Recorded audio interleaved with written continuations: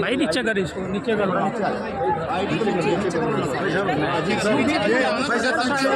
ये मुंह में से लोड है यार, कोई बात है, पीछे हो जाओ यार। चलो जी, हो गया फेस तो नजर आने दो।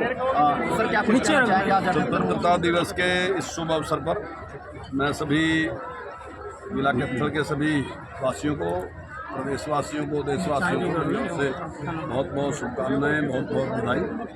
और जिन बच्चों ने यहाँ कार्यक्रम प्रस्तुत किए, बहुत अच्छे कार्यक्रम प्रस्तुत किए।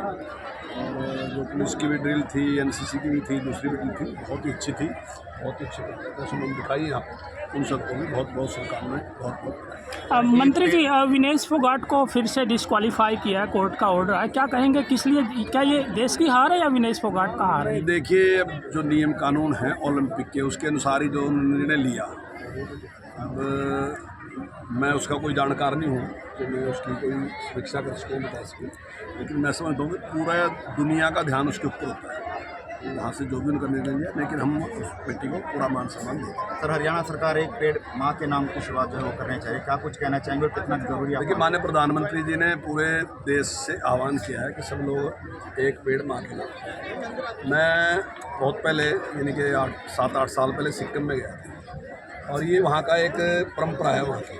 वहाँ 76% फॉरेस्ट है, और आज भी फॉरेस्ट वहाँ बढ़ रहा है। जब मैंने वहाँ के स्पीकर से पूछा, तो मैं भी स्पीकर था, तो मैंने वहाँ से पूछा कि क्या कारण है, तो उन्होंने कहा कि हम इस प्रकार से पेड़ लगाते हैं, कोई अपनी माँ के नाम पे, कोई पिताजी के नाम पे, कोई पापा के नाम पे, बेटी के नाम पे, बेटे के नाम पे, उस पेड़ को लगाते भी और बढ़ा भी। मैं समझता हूँ कि माननीय प्रधानमंत्री जी ने इसी प्रकार का आह्वान किया है, और हम हर व्यक्ति को चाहिए कि एक पेड़ लगाए, और केवल लगाने के बाद वो उसको छोड़ ना दे, बल्कि उसका ध्यान रखें, उसको बढ़ाएं। और अगर सब लोग हम इस प्रकार से करेंगे, तो मैं समझता हूँ पर्यावरण की जो समस्या है उसका बहुत बड़ा समाधान बहुत आसानी से हो जाएगा। दीपेंद्र हुड्डा कह रहे कि जो नायब सेना मुख्यमंत्री जितनी घोषणाएं कर रहे हैं वो सिर्फ जुमले हैं, वोट पाने के लिए इस तरह के। देखिए, जुमले तो उनके होते थे, जब उनकी सरकार थी तब जुमले होते थे। 700 रुपये पेंशन थी, उन्हें कहा कि 1000 देंगे, दी नहीं। रिकॉर्ड में देख लो, कागजों में देखो, जो मैं कह रहा हूँ, वो दे नहीं सके एक बार, उसको कहते हैं जुमला। उन्होंने कहा कि हम 24 घंटे बिजली देंगे, कहीं ट्रांसफार्मर नहीं मिला, तार नहीं मिली, खंबा नहीं गड्ढा, उसको कहते हैं जुमला। हम जुमले नहीं, हम जो कुछ कह रहे हैं उसके लिए पैसे की व्यवस्था है, टेंडर कर दिया, काम होने लग रहा। ये ठीक है कि टाइम लगेगा, लेकिन हम सारे के सारे काम करें। अभी हमने बोनस देने की बात कही किसान को कि हम 2000, अभी हमने कहा कि बोनस देंगे। हमने विचार किया कि जब तक फसल आएगी तब तक मतलब चुनाव होगा, इसलिए हमने पहले ही किसान को, क्योंकि किसान की जरूरत आज थी, हमने 2000 रुपये प्रति एकड़ उसको दिया, और अभी 15 दिन में आप देखोगे कि सब किसानों के खाते में पैसे आ जाए। तो हम जो भी घोषणाएं कर रहे हैं, निर्णय कर रहे हैं, तुरंत उसको इम्प्लीमेंट करें। मंत्री जी, आज जो बॉर्डर पर फार्मर्स है वो प्रोटेस्ट कर रहे हैं, ट्रैक्टर मार्च निकाल रहे हैं, आज देश की आज़ादी का हम जश्न मना रहे हैं।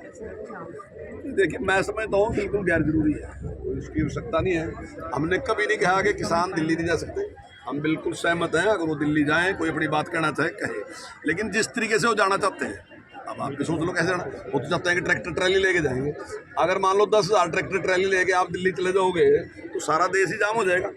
बात तो व्यक्ति ने कहनी ना, हम व्यक्ति को पूरी स्वतंत्रता देंगे, व्यक्ति आओ और दिल्ली में आओ, दिल्ली में अपनी बात कहो, वो ट्रेन से चले जाओ, बस से चले जाओ, किसी तरीके से चले जाओ, अगर उसकी कोई बात है कहते। और जब उन्होंने कहा था, हमने केंद्र से मंत्री भी यही भेज दिए उनके साथ बातचीत करने के।